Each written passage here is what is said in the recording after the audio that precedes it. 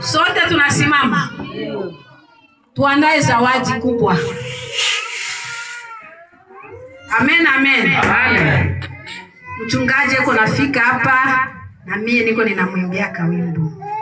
Tango na banda kiko yenga yenga na mokilie. Ngai na yeba kiteli obaya zambe. Yoka liloba liloba ya zambe. Liloba ya zambe. Liloba ya zambe. Yoka liloba eko bikita yo.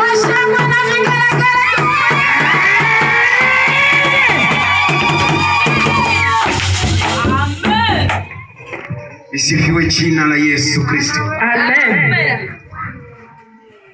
Leo tuna somo nzuri sana ambayo imenibariki. Ninaamini na wewe itakubariki. Amen. Haleluya.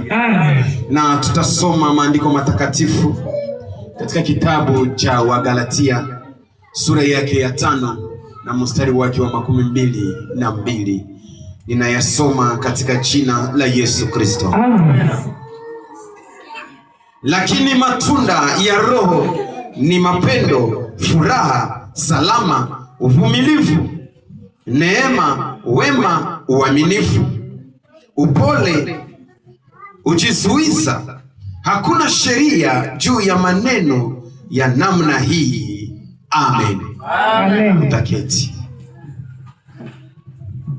Kichwa cha somo yetu ya asubuhi ya leo inasema tunda ya Roho Mtakatifu.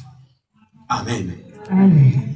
Na mwiki tulizungumza kuhusu karama za Roho Mtakatifu. Na tukazungumza karibuni 3 tu. Ila nilikujulisha kuwa ziko 9. Lakini ile tutaendelea siku nyingine. Ila leo Roho Mtakatifu alitaka tuzungumuze kuhusu matunda ya Roho Mtakatifu. Sema pamoja nami, matunda ya Roho Mtakatifu. Matunda ya Roho Mtakatifu.